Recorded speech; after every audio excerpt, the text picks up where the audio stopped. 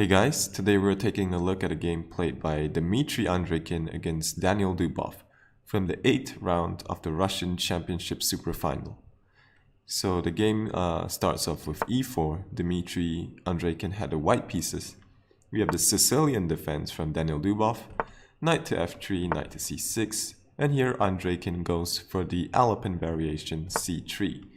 Knight to f6, e5, knight to d5, d4, establishing a strong center for white, pawn captures, and here d6, trying to undermine white's center. Bishop to c4, attacking the knight, e6, defending, queen to e2, bishop to e7, castles from both sides, rook to d1, supporting the pawn on d4, and here a way that black can play and try to gain something from the opening is probably trying to win the light square bishop, because it's usually a dangerous piece in this position when it posts up on d3. So probably something like knight to a5, and after bishop to d3, play knight to b4. And this is a way for black to get something out of the opening. But instead of this, Dubov plays knight to b6, and then he locks up the center with d5. We have bishop to c2. The bishop no longer serves a purpose on this diagonal, so it decides to go to the b1 h7 diagonal. We have rook to c8 from Daniil Dubov, and here white plays h4. So Andreikin wants to push Harry all the way up the board. And well, black could take this pawn, which he does in the game, but that gives white the h-file to attack with his rook after he plays something like g3 and king to g2, which could happen. We have queen to d3 from Andreikin, immediately trying for checkmate, so that's blocked out with g6, queen to e3, so now the dark squares are a bit weak, so Andreikin wants to come in on h6. f5 from Dubov, with the idea of allowing maybe in the future rook to f7 to defend the 7th rank. Queen to h6, bishop to e7, and here knight to g5, threatening checkmate, so black takes the knight, bishop takes, and queen to e8. Andreikin plays bishop to b3, so if black is not careful, there might be some knight captures d5 tactics. Knight to d8 from Dubov, threatening knight to f7, so the queen drops back, but we have knight to f7 anyway, and this allows bishop to e7 for white, winning the exchange. But Dubov allows it in this position because his dark squares are too weak. But Andreikin doesn't go for this immediately. He plays bishop to f6 first, and we have bishop to b5 from Dubov, preventing a rook lift rook to d3. f3 from Andreikin, so preparing king to f2, and the rook can swing over to the king side. Bishop to c4, king to f2, knight to d7, so wanting to exchange that strong bishop, and here now bishop to e7 from Andreikin. Here Dubov plays h6, so preparing maybe g5 and f4, trying to lock down the king side. Bishop takes f8, queen takes f8, and here g4 from white. And Dubov plays f4, trying to tempt white into playing a move like bishop to c2, which looks at this weak light square diagonal, but in fact after bishop to c2, black gets some serious counterplay after queen to b4, looking at his pawn. And if rook a to b1, well then simply bishop captures on a2, and if knight captures, the rook crashes through, rook takes c2.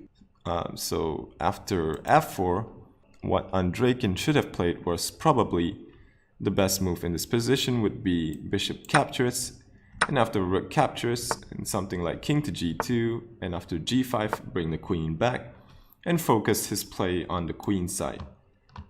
That is probably a very safe way to play this position, which ensures white an advantage. But instead of simply capturing the bishop after f4, Andreikin plays g5, which does allow black a bit of counterplay, because after pawn captures, and queen to h3, well, these pawns could become a bit dangerous for white in the endgame. So Dubov decides to go for queen trade, queen to h6, queen captures, knight captures, and here bishop to c2 looking at g6. And here Dubov should have taken the opportunity to play g4, trying to get his pawns rolling. And if bishop captures on g6, simply g3 check. And this looks a bit dangerous for white. This pawn on g3 is quite strong. And if instead of bishop captures, you play f captures on g4, here simply knight captures, king to f3, and knight to h2. Well, it's very dangerous to capture the pawn because that allows the rook to come into the game. So after something like king to g2, knight back to g4, threatening knight to e3 check, white would have to defend with rook to d2 and simply g5. And these pawns look quite dangerous for black. Black is doing okay in this position. But instead of playing g4, black played king to g7 in this position, defending g6. We have rook to g1 looking at g5, so knight to f7, rook a to c1, rook to h8 taking control of the h file, b3, bishop to a6, and here white goes for knight captures on d5. And well, this is a temporary piece sack because he gains the piece back immediately with e6. Knight to f8, pawn captures, knight to e6 looking at his pawn. Andreikin plays bishop to b1, so discouraging black from capturing on d4 because that allows the rook into the 7th rank. Rook to h2 check.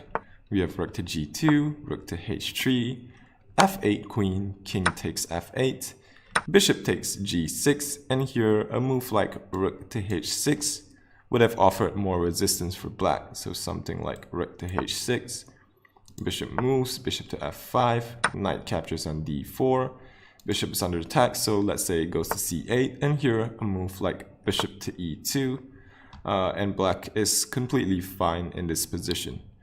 White would have to defend with something like bishop to g4, which is not something he wants to do in this position.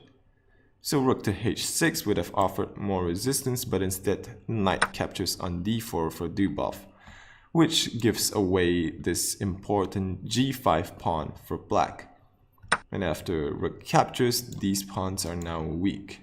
Dubov tries to get his king into the game, king to e7. We have rook to d1 looking at this knight. So black first attacks this rook, king to f6, rook drops back, and then give a check. But after rook g2, he is forced to trade rooks, because if the rook drops back, e5 will fall. So rook takes g2, king takes g2, king to e5, defending the knight, rook to e1, king to d6, and here is just a matter of technique for Andreikin. All he needs to do is round up the f4 pawn and push Freddy down the board.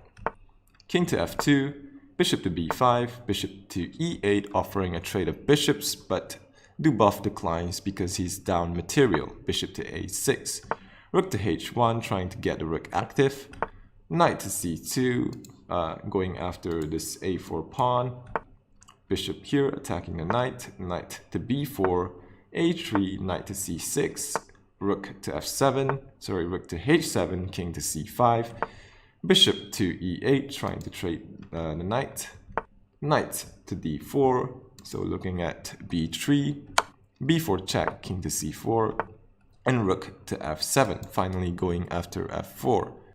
We have king to c3 from Dubov, rook captures on f4, bishop to c4, rook to f7 looking at b7, knight to c2 looking at a3, rook captures on b7, knight takes a3, and here Andreikin decides to push his f-pawn, and Dubov decides to do the same. But black's pawn can be easily stopped with bishop to h5, and in this position Dubov resigned the game. White's pawn is going to go to f8, and the only way to stop it is to give up your bishop, and this is easily winning for white. So after 8 rounds of play, there are 2 leaders in the Russian Superfinals. They are, well, Dmitry Andreikin and also Dmitry Yakovenko. Both have 5 points out of 8, and they are half a point clear ahead of the rest of the pack. So there are 3 rounds left. Stay tuned for more exciting games. Hope you enjoyed this video, and if you do, please subscribe for more future content. Thank you for watching and have a nice day.